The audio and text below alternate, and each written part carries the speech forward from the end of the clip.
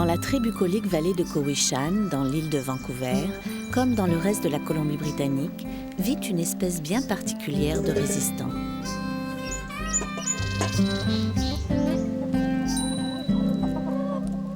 Ni dangereux, ni violents, ils adhèrent à un mouvement lent et jubilatoire venu d'Italie, où le mot-clé est plaisir.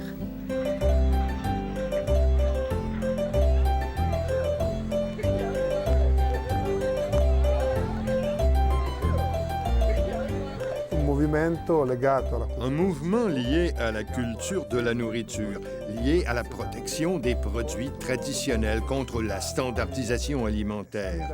Une de nos motivations a toujours été le plaisir.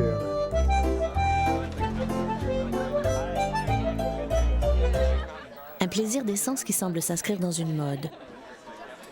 Tout aujourd'hui doit être vert, local, durable, biologique, naturel.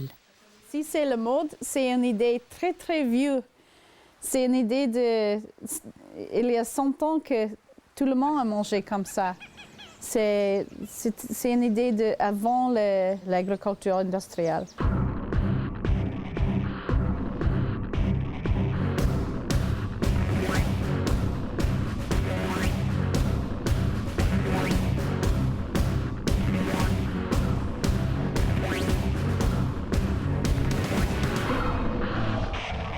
Il y a pratiquement une crise dans la mesure où il y a de moins en moins de production locale et il y a de plus en plus de personnes qui en veulent.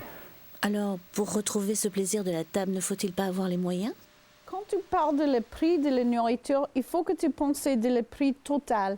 Et ça, c'est le prix de l'écologie, ça, c'est le prix de la santé.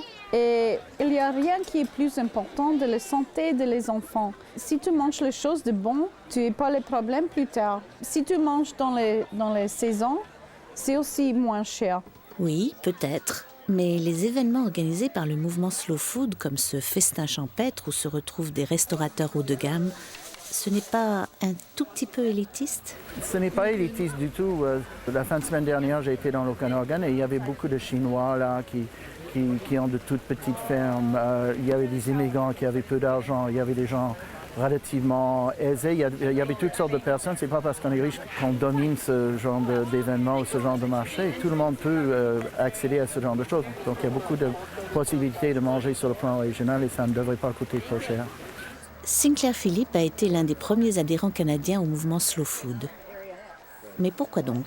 Parce que je suis plus vieux que les autres et donc j'ai commencé avant beaucoup d'autres personnes. J'ai eu la chance de rencontrer des personnages d'Italie qui m'ont expliqué que c'était important de se réunir sur le plan international aussi bien que national pour essayer de faire avancer la qualité de ce qu'on mange et aussi de rétablir des communautés et d'essayer de se recentrer sur le plan régional. Et en Europe, depuis 20 ans, qu'est-ce que Slow Food a accompli? Allons voir un restaurateur de Barolo dans le Piémont, en Italie, berceau du mouvement.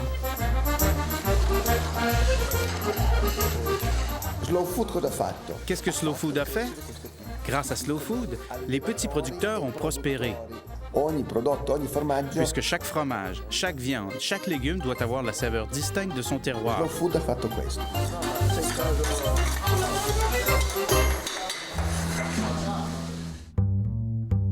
Dans son hôtel-restaurant de Souk, sur l'île de Vancouver, Sinclair Philippe appliqua la lettre la doctrine Slow Food, manger local et naturel. La règle de base, c'est que si ça pousse ici, ou si on le trouve ici, on peut l'utiliser.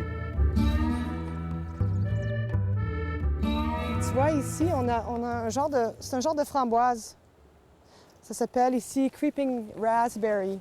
Ça te fait une petite framboise orange, jaune-orange, avec un petit goût délicat d'être délicat. C'est super bon. Mais je ne connais pas d'autres provinces où ça pousse, seulement ici, je crois. On a vraiment un climat qui est idéal. Sur cette plage, il y a au moins une trentaine de sortes d'algues mangeables.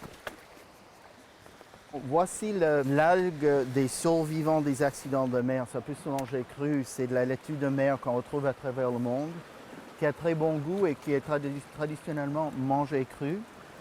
Et voici un chou de mer qui est encore un produit très utilisable et très bon, excellent à la santé. This one, quite delicious. Fresh, very clean, nice texture. J'adore ça. Delicious. C'est vraiment bon. C'est manger la mer. La mission du tout nouveau Slow Food Canada est donc de redonner aux Canadiens le plaisir des bons produits du terroir, et ce partout au pays. Mais ici, c'est la meilleure région gastronomique du Canada. C'est ce qui me distingue des autres. Je plaisante.